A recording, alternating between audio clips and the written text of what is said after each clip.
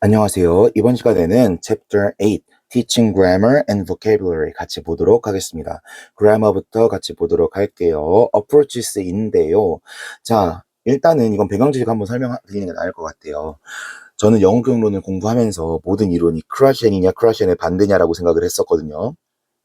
크라셴이 뭐예요? 내추럴 어프로치 주장하면서 문법 교수가 필요하다, 필요하지 않다, 필요하지 않다라고 했었죠. 제로 그래머 룰을 말했던 사람입니다. 그렇다 보니까 사람들이 플루언시에만 너무 집중을 하다 보니 얘가 유창하게 말은 하는데 듣는 이로 하여금 intelligible 하지도 않고 comprehensible 하지도 않은 이상한 말들을 쏟아냈단 말이죠. 그래서 문법 자체가 필요하지 않은 건 아니구나. 우리가 form focused instruction 자체는 필요하겠다라고 관점이 옮겨왔습니다. 자, 그러면 크라셴 이전에는 무엇이 있었느냐? 크라셴이 왜 제로 그래머라는 주장까지 하게 되었느냐? 옛날에는 GTM의 시대가 있었죠.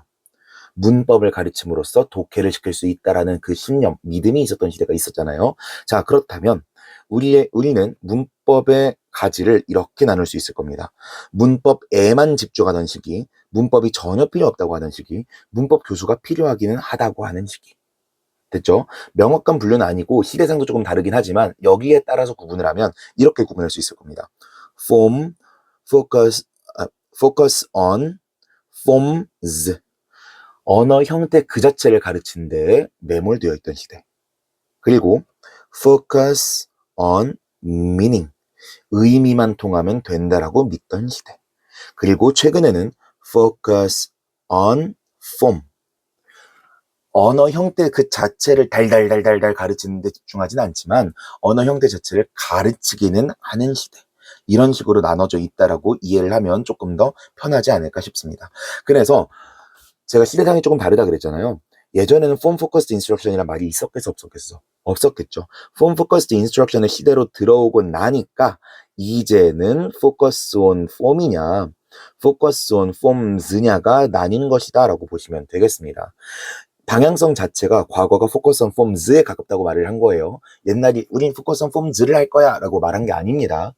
서로 구분할 만한 대상이 있어야 얘네가 구분이 되는 거잖아요. 그렇죠? 현대적으로는 얘는 별로 지향하진 않기 때문에 지향하는 건 focus on form이라서 이런 식으로 표현을 해놓은 겁니다. 자, approaches 다시 한번 보면요. 일단 의미를 중심으로 접근할 것이냐 아니면 구조를 중심으로 접근할 것이냐 어프로치에 있어서 어떤 거에 베이스를 둘 건지의 차이를 둘 수가 있을 겁니다.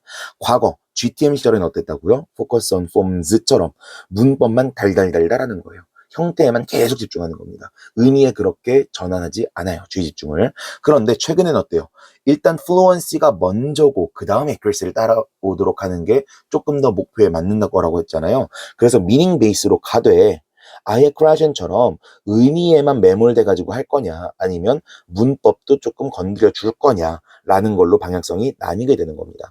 그러면 포커스 온 폼 자체는 의미가 중요해요? 형태가 중요해요? 당연히 의미 중심 교수법이니까 의미가 더 중요하겠죠. 일단은 의사소통을 하도록 만드는 거야. 그러고 나서 너 이런 거 틀렸어 라고 피드백을 주든지 아니면 의사소통에 필요한 언어의 프레임을 어느 정도 정해주든지 아무튼 폼으로 잠깐씩 주의 집중을 돌릴 수 있게끔 오케이저널 쉬프트 할 수 있게끔 해주는 게 목표인 것이지 일단은 뭐가 목표다.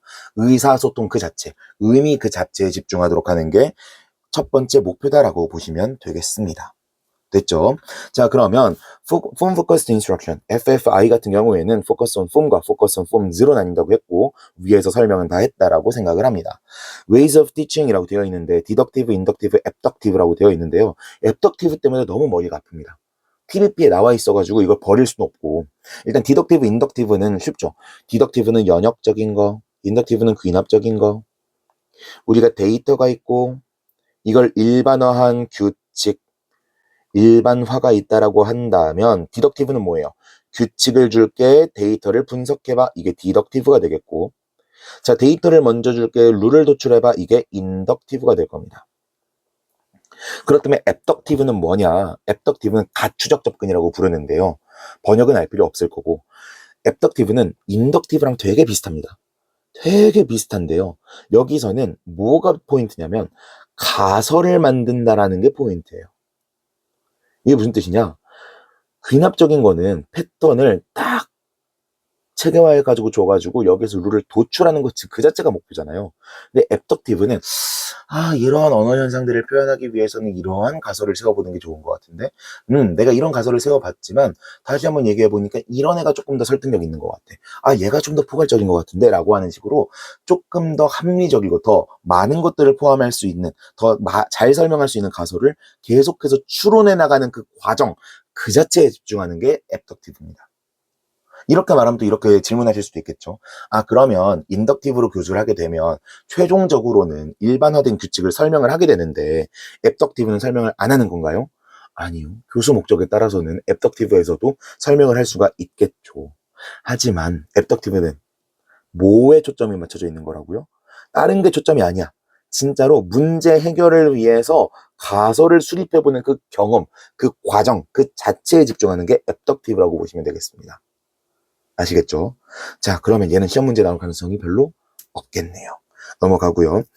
implicit과 explicit 같은 경우에는 뭐 말만 들어도 사실 다 아는 거니까. 그런데 또 액티비티나 스트래티지 같은 것들을 구분할 때 implicit 하냐 explicit 하냐를 구분하는 걸 또 엄청 어려워하시는데 어려운 거 맞아요. 왜? 기준점을 어디에 두느냐에 따라서, 관점을 어디에 두느냐에 따라서 달라질 수 있으니까. 그래서 여기에 너무 매몰될 필요는 없습니다. 이것도 전부 다 A 텍스트에서 전부 다 제시해주고 나서 B 텍스트에서 매칭하라는 문제밖에 안 나올 거예요. 에비던스와 피드백은 여러분들이 자꾸 헷갈려 하시는데, 자, 에비던스는 뭐예요? 증거죠. 그쵸? 파저티브 에비던스는요, 실제로 어떠한 언어가 사용된다라고 하는 증거를 보여주는 겁니다. 네거티브 에비던스는요, 사용되지 않는다는 증거를 보여주는 거예요. 자, 증거라고 했습니다. 그러면 파지티브하게 보여주는 방식은 이런 것들이 있을 거예요. 예를 들어서 실제로 쓰는 표현들을 보여줘.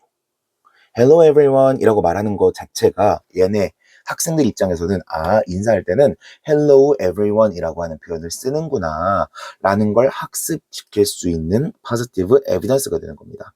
negative evidence는 어때요? 일단 쓰이지 않는 표현들을 보여주는 방식은 두 가지가 있을 거예요. 우리가 적극적으로 explicit하게 보여주려고 한다면 야, 그런 표현은 쓰는 거 아니야 라고 피드백을 주는 것도 네거티브 에비던스의 한 가지 방법이 될 수 있을 거고요. 혹은 얘들아 I, good 이런 표현은 쓰지 않는단다 라고 프로액티브하게 보여주는 것도 네거티브 에비던스가 될 수 있을 겁니다. 그쵸? 그런데 임플리시트하게는 어떤 식으로 둘 수 있어요? 제가 I went to 라고 하는 것들을 계속 보여줬어. 근데 애들 입장에서는 이상하다. 내가 분명히 과거 시제를 만들 때에는 ed를 붙인다고 배웠는데 저 선생님은 go'd라고 안 하고 자꾸 went라고 말하네. went만 자꾸 말하는 거 보니까 go'd란 표현이 없는 건가? 라고 생각할 수 있겠죠.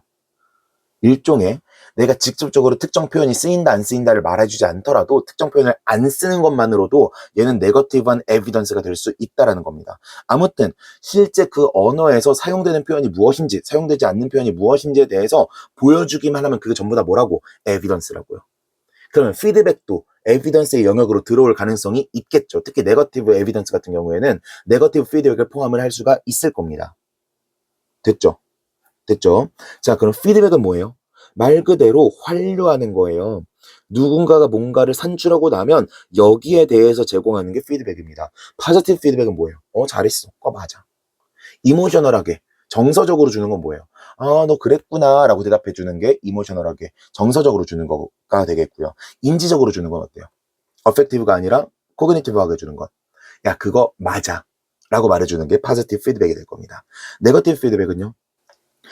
어펙티브하게, 이모셔널하게 주는 건 뭐예요? 그럼 말을 씹어버린다든지, 대답을 안 해버린다든지, 뭐 싫다고 말해버린다든지, 이런 것들이 네거티브 피드백이 될 거고요. 코그니티브하게, 랭귀지 관점에서 주는 피드백은 그거 틀렸어. 이렇게 말해보면 어때? 이런 식으로 우리가 알고 있는 네거티브 피드백들을 던지는 게 네거티브 피드백이 될 겁니다. 아무튼 지금 에비던스와 피드백을 자꾸 헷갈려 하시는데 뭐에 집중을 해야 되냐? 이게 쓰인다 안 쓰인다를 보여주는 자료, 그럼 에비던스고요. 내가 대답처럼 대답으로서 알려주는 거 피드백입니다. 그래서 이 두 개는 애초에 인터페이스가 생길 수밖에 없고요. 관점 자체가 다른 거예요. 이건 에비던스라고도 볼 수 있고 피드백이라고도 볼 수 있는 건가요? 이렇게 물어볼 필요가 없다라는 겁니다. 혹은 이런 식으로 질문하시는 분도 봤어요. request 같은 경우에는 reformulated form을 선생님이 던져주는 거잖아요. 그러면 positive evidence를 던져주는 것 같은데 그러면 이거는 negative evidence는 아닌 건가요? negative evidence도 맞죠. 왜? 얘한테 특정 표현 안 쓰인다라는 걸 암묵적으로 던지고 있는 거잖아요. 그런데 positive evidence를 던져주는 것도 맞지. 왜? 올바른 형태를 보여주고 있잖아. 이해되십니까? 애초에 둘은 다른 영역에 있다라는 거예요. positive랑 negative가 붙어 있다라고 해서 둘이 비슷한 영역, 똑같은 영역에 있는 게 아니라는 겁니다. 아시겠죠? 넘어가도록 하고요. 아무튼 시험 문제 나올 가능성은 별로 없다. Techniques and activities 보면은 input flooding, 특정한 input, 특정한 언어 형태를 반복적으로 노출시키는 거, 이게 input flooding, input flood가 될 거고요. input enhancement는요, typographical enhancement. 우리가 글을 보다 보면은 타겟 표현 같은 거에 이렇게 굵게 표시해 놓는 거, 이게 input enhancement가 될 겁니다. activity라고 보기에는 조금 애매한 부분이 있지만 input enhancement activity라면서 특정한 부분을 강조하는 것들을 활용하는 액티비티가 존재할 수는 있다라는 거. 노티싱 액티비티는요, 그냥 노티스 시키는 것들을 포괄하는 개념이라고 보시면 되겠습니다. 이것 자체가 액티비티의 기입형 정답으로 나올 가능성은 높지 않아 보입니다. Consciousness Raising Tasks, CR 태스크라고도 불리고요. 로드 앨리스가 만든 거죠. 특정 언어 형태에 집중할 수 있도록 해서 work out the rule, 그 룰에 대해서 얘네들이 직접 작업해 볼 수 있도록 하는 활동이고요. CR 태스크의 특징이라고 한다면 아웃풋 그 자체를 초창기부터 바로 실시하지는 않는다라는 거. CR 태스크의 작업 그 자체에서 아웃풋을 요구하지는 않는다라는 게 포인트가 되겠습니다. 가든 패스 스트래티지는요, 룰을 막 설명해줘요. 일반화된 규칙을 설명을 해줬어. 그러면 마치 애들은 뭔 생각을 해요? 아, 우리가 만나는 모든 데이터는 이 룰로 다 설명할 수가 있겠구나라고 착각을 하게 됩니다. 그런데 여기 데이터를 보면 일부 부분들이 이 규칙으로는 해결이 안 되는 거예요. 변칙적인 규칙이 있는 겁니다. 가장 대표적인 게 과거 시제라고 치면 ed를 붙이는 게 regular past tense form이다 라고 가르쳐 놓고서 갑자기 went 같은 게 들어가 있는 문장들을 주는 겁니다. 고 같은 걸 주고 나서 과거형으로 바꾸라고 하고 애들이 자연스럽게 당당하게 go드라고 해놓으면 아니야, 그거 아니야, 이런 애들은 went라고 하는 거야 라고 애들 엿먹이는 거, 이게 가든 패스 스트래티지라고 보시면 되겠습니다. 디크글로스는 지난 챕터에서 했었으니까 패스하도록 하겠고요. Input Processing Instruction, 얘랑 뒤에 Structured Input이랑 굉장히 헷갈려 하시는데요. 사실 시험 문제 나올 가능성 별로 없어 보이거든요. 근데 빠르게 설명을 하고 지나가면 우리가 흔히 언어 공부를 할 때 인풋이 있으면요, 인테이크가 있을 거고요, 그 다음 아웃풋이 있을 겁니다. 근데 과거의 교육 방식들은 어땠냐면 인풋이 되고 나면 당연히 인테이크가 제대로 될 거니까 우리가 연습해야 되는 건 뭐다? 아웃풋이다. 그래서 여기에서 focused practice를 집어넣는 겁니다. 그러면 우리가 인풋으로 제공한 것들, 규칙이랄지 언어 형태랄지 이런 것들을 정확하게 인테이크 했을 테니까 그것만 반복 연습을 시키고 나면 아웃풋으로는 자연스럽게 넘어갈 거 아니에요. 그쵸? 근데 실제로는 어떻더라? 얘네가 인풋을 받아들였을 때 인테이크로 100% 제대로 프로세스 하질 못하더라는 겁니다. 우리가 가지고 있는 기질적인 성향 때문에 이 과정에서 미스 프로세스가 발생하더라는 거예요. 그래서 우리가 input processing instruction을 제공할 때는, IP instruction을 제공할 때는 이것들을 교정할 수 있게끔 인풋을 교정할 수 있는 학습 활동을 제공해줘야 된다는 겁니다. 오케이? 그렇다면 얘네가 어떤 미스 프로세스를 일으키는지를 알고 있어야 여기에 맞는 처방을 줄 수가 있겠죠. 그 미스 프로세스를 일으키는 원리가 여기 나와 있는 4가지가 되겠습니다. 정확히는 3가지라고 보시면 되겠고, 첫 번째, 의미 우선의 원칙. 두 번째, 어휘 항목 선호의 원칙. 세 번째, 비중복 형태 선호의 원칙인데요. 사실은 이게 엄밀하게 말하면 얘네들로 분류하는 게 맞지는 않습니다. 맞지는 않고요. 가장 대표적인 거는 프린시플 1과 프린시플 2로 나누고 나서 의미 우선의 원칙, 제가 첫 번째로 나오는 게 이거죠. 두 번째는 the first noun principle 이라고 되어 있거든요. 가장 첫 번째 나온 명사를 우선적으로 처리하는 거, 주어라고 처리하는 거 라고 하는 원칙이 대원칙이 되는데, 가장 제가 설명하기 좋은 원칙들만 담아 놓은 것이다 라고 생각하시면 되겠습니다. 그냥 대표적으로 한 개만 볼게요. 세 번째, 비중복 형태 선호의 원칙이라는 것만 보게 되면요. 아니다. 앞에 게 좀 더 설명하기가 편하겠네요. 어휘 항목 선호의 원칙을 보면요. 우리 lexical item이라는 게 있죠. 우리가 컨텐트 워드와 펑셔널 워드가 있으면 보통 렉시컬하게 의미가 있는 건 컨텐트 워드라고 보잖아요. 그러면 일반적으로 학습자들은 컨텐트 워드의 의미에 집중할까요? 펑션 워드의 의미에 집중할까요? 컨텐트 워드의 의미에 집중하게 되겠죠. 그렇죠? 그렇다면 만약에 펑션 워드보다 더 약하게 텐스를 나타내주는 접미사 같은 것들이 나와 있어. 그럼 얘네 신경을 쓴다, 안 쓴다? 안 쓴다. 예를 들어서 go, will go 라는 표현과 yesterday 라는 표현이 나와 있게 되면은 will go라고 나와 있다고 하더라도 yesterday, 어젠가 보다, 그럼 당연히 과거 얘기겠지? 이런 식으로 생각을 해버린다는 겁니다. 오케이? 그래서 이러한 인지의 잘못된 경향들을 막기 위해서 하는 활동 중에 한 예시가 structured input task라고 보시면 될 거고요. 자, 아무튼 자, 그러면 앞서 말씀드렸던 것들처럼 얘네가 어떠한 문제가 있는 거예요. 내용어들을 우선 생각한다. 그래서 제가 위에는 안 써놨지만 첫 번째 명사를 행위자로 인식한다 등등의 문법 구조 자체는 무시해버리고 의미 항목에만 자꾸 집중해버리는 경향성이 있으니 우리가 form, 문법 형태와 meaning, 의미 사이에도 커넥션, 연결관계가 있다라는 걸 보여주는 활동들을 해야겠죠. 여기에 집중하지 않고서는 제대로 된 의미 파악을 할 수 없거나 올바르게 언어 구사를 할 수 없는 그런 활동들을 제공해야 될 겁니다. 그게 Structured Input Task라고 보시면 되겠습니다. 자, Core Principles는요, 그냥 얘네만 보고 지나갈게요. 제가 아까 말씀드린 것처럼 얘네 집중을 안 하니까 집중할 수밖에 없게, 노티스 할 수밖에 없게 만든다 그랬잖아요. Forced Attention. 강제적으로 주의 집중을 시켜버리는 활동을 시켜버리게 될 거고요. Input Only. 얘네의 과정 자체는 Structured Input Task는 Input Processing Instruction의 이론에 기반한다 그랬죠. 얘네는 어디에 집중한다? 죄송합니다. 어디에 집중한다? 인풋과 인테이크 사이 과정에 집중한다. 그러니까 뭐에 신경 쓰지 않는다? 아웃풋에는 신경 쓰지 않는다. 라고 생각하시면 되겠습니다. 그 다음 vocabulary로 넘어가 보면요. ways of learning, incidental과 intentional 이라고 되어 있는데 우리가 그냥 implicit이라고 구분하는 것과 explicit 이라고 구분하는 거랑 비슷하다고 생각하시면 되겠습니다. 실제로 용어를 혼용해서 사용하시는 학자분들도 조금 있는 것 같긴 하고요. 제가 기본서를 봐가지고 그런지 모르겠지만 인시덴탈은 우연적으로 만나는 거, 인텐션을 의도적으로 노출시키는 건데 그냥 이 정도만 아시면 됩니다. 여기에서 더 막 액티비티를 인시덴탈이냐 인시덴탈이냐 인텐셔널이냐 막 이런 거 구분하고 하는 것들이 별로 의미가 있어 보이지는 않아요. 자, 타입스를 나눠보면요. 일단 어휘의 빈도에 따라서 low frequency words와 high frequency words로 나눌 수가 있겠죠. 그럼 뭐를 먼저 공부해야 돼요? 당연히 high frequency words를 먼저 공부해야겠지. 그 다음에 low frequency words를 공부해야 될 겁니다. 학습자 수준이 낮으면요. high frequency를 공부를 해야 될 거고요. 학습자 수준이 높으면요. 얘네는 이미 알고 있을 거니까 low frequency words를 학습하는 게 더 낫겠죠. 됐죠? breadth of knowledge와 depth of knowledge가 있는데 breadth of knowledge는 뭐예요? 우리가 단어장 달달달 외우는 것처럼 그냥 단어의 아는 종류를 늘리는 겁니다. depth of knowledge는요. collocation을 한다든지 뉘앙스를 한다든지 이렇게 한 어휘가 어떻게 사용돼야 되는지에 대한 깊은 지식을 알고 있는 게 depth of knowledge가 되겠죠. 얘가 기출된 적이 있어서 참 애매한 부분이라고 볼 수 있겠고요. passive vocabulary와 active vocabulary는 뭐가 달라요? passive는 수동적인 거잖아요. 내가 듣고 이해할 수 있으면 passive. 내가 그거를 구사까지 할 수 있으면 액티브라고 보시면 되겠습니다. 넘어가고요. 테크닉인데요.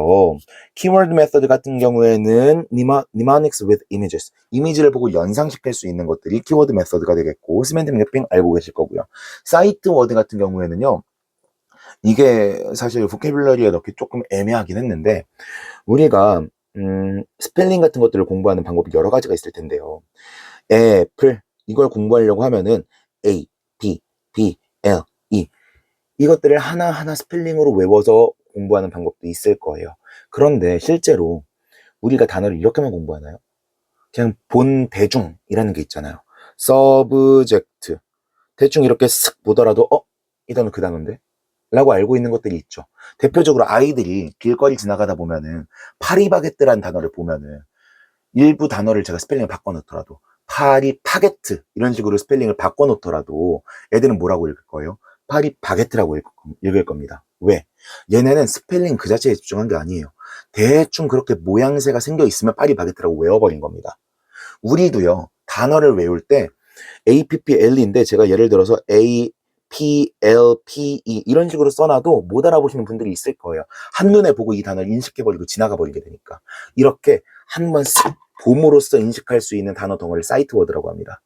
그래서 아이들한테 파닉스라던가 어휘라던가 발음을 지도하거나 리딩을 지도할 때에도 꼭 스펠링 철자 하나하나 단위에서부터 올라가는 게 아니라 단어 통째로를 주고 외워버리도록 만드는 방법도 있다라는 겁니다. 한국어도 마찬가지예요.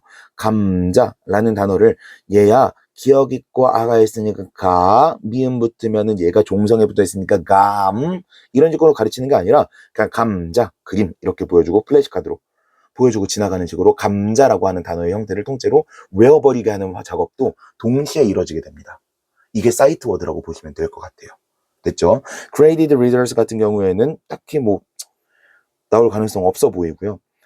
워드 매핑 알고 있으실 거고, 워드 어널리시스 단어의 부분들을 분석하는 거 알고 있으셔야 되겠고, 워드 어소시에이션 액티비티를 대충 알고 계실 거고, 워드 패밀리 비슷한 어근을 가진 것들끼리 묶어놓는 것들이잖아요. 대충 알고 있으실 거고, 게싱 당연히 쉬운 거고, 컨커던싱 앞에 파트에서 했던 거고, 콜로케이션과 청크 제가 앞선 부분에서 엄청 자세하게 다뤄드렸으니까 이 정도만 보시면 되겠습니다. 그런데 콜퍼스 관련해서 특정 강사님이 되게 강조하시는 거라서 저도 넣어봤는데요. 퀵과 포스트입니다. Concordance 프로그램의 특징이라고 보면 되겠는데 약자예요. Keyword in context. 예를 들어서 우리가 코퍼스를 치게 되면은 제가 여기에서 뭐 포테이토를 검색합니다. 그럼 포테이토가 여기에 이렇게 포테이토가 되어 있고 앞뒷 부분이 문장이 이렇게 나와 있게 되거든요. 그래서 일반적으로 우리가 문장을 보게 되면은 똑같은 시작점에서 이렇게 서로 다른 길이의 문장들이 이렇게 제시가 되게 되는데 코퍼스는 중심에 내가 검색한 단어가 나오고 앞뒤 문맥을 보여주다 보니까 이렇게 가운데 정렬된 것처럼 모양을 보여주게 됩니다. 이런 것들이 퀵의 모양새라고 보시면 되겠고요. 포스트는 part of speech tag 어떤 품사로 사용되는지가 태그가 되어 있다는 거고 이거는 그냥 뭔 내용인지 아실 거니까 내용만 보고 지나가시면 되겠습니다. 이 정도만 보시면 되겠고요. 시험에 나올 법한 키워드들 한 번만 더 체크해 보고 지나가게 되면요. FFI 같은 거 나올 가능성 없어 보이고 Focus on Form, Focus on Forms 나올 가능성 없어 보이고 Deductive, Inductive 당연히 알고 있으셔야 되겠고 Negative Evidence, Positive Evidence 나올 가능성 없어 보이고요. Negative Feedback은 당연히 외우셔야 되겠고 Input Flooding, Input Flooding, Input Enhancement 당연히 외우셔야 되겠고 Noticing 외우셔야 되겠고 CR 태스크 솔직하게 나올 가능성 없어 보입니다. 하지만 알고는 있으셔야 되겠죠. 가든 패스 스트래티지 나올 가능성 높아 보이고요. 딕토글로스 나올 가능성 높진 않아 보이지만 외우고 있으셔야 되겠고 인풋 프로세싱 인스트럭션 알 필요 없을 것 같고요. 아래 원리들도 알 필요 없을 것 같습니다. 굳이 알아야 된다면 폼 미닝 커넥션 정도만 알고 있으시면 되겠고요. 스트럭처드 인풋 태스크 같은 경우에는 기출에서도 코끼리 그림 나와 있는 문제로 나온 적이 있지만 이거의 키워드 자체를 물어볼 가능성이 높을까? 라는 생각이 듭니다. 하지만 인풋 프로세싱보다는 스트럭처드 인풋을 외우는 게 조금 더 도움이 되겠다라는 생각이 들고요. 인시덴탈과 인텐셔널은 그냥 용어를 알고만 있으시면 되겠고 A 텍스트, B 텍스트로 비교해서 매칭하는 문제 정도로만 나오게 될 겁니다. Low frequency words나 high frequency words는 시험에 나올 가능성 별로 없어 보이고요. Breadth of knowledge와 depth of knowledge는 한번 시험에 기출된 적이 있기 때문에 외우셔야 되겠고 Passive vocabulary, active vocabulary 외우셔야 되겠습니다. 그 다음 테크닉은요. 키워드 메서드 사실 시험에 안 나올 것 같아요. 하지만 알아는 둬야 될 것 같고 니마닉스도 같이 스펠링 어려우니까 봐놓으면 좋겠고요. 시멘틱 매핑 알고 있으셔야 되겠고 사이트 워드 나올 것 같진 않지만 알고 있으셔야 되겠고 Graded Readers 알 필요도 없을 것 같지만 그래도 혹시 모르니까 체크. 워드 매핑 체크. 워드 어널리시스 이건 나올 법한 것 같습니다. 워드 어소시에이션 액티비티스 그렇게 나올 가능성 없어 보이지만 알아두셨으면 좋겠고 워드 패밀리 나올 가능성 있어 보이고요. 게싱 너무 일반적인 키워드라 그냥 알고 있으시죠? 그리고 콜퍼스 관련된 것들은 당연히 다 알고 있으셔야 되겠고요. 퀵과 포스트는 나올 것 같지 않습니다. 콜로케이션과 청크는 당연히 알고 있으셔야 되겠습니다. 자, 이렇게 해서 챕터 8 Teaching Grammar and Vocabulary도 모두 마치도록 하겠습니다. 수고하셨습니다.